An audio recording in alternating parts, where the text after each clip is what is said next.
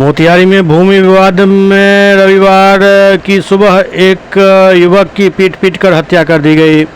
पूर्वी चंपारण जिले के बीसधरी थाना क्षेत्र के वार्ड संख्या 10 की यह घटना है, जहां एक युवक खेत में गया था। मौके पर युवक को पीट कर मार दिया गया।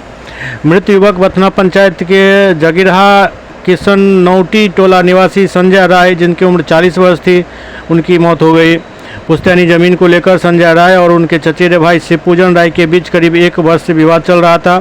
उक्त जमीन में हिस्सेदारी को लेकर न्यायालय में भी मामला लंबित है, लेकिन इस बीच पीट कर विरोधी की हत्या कर दी गई।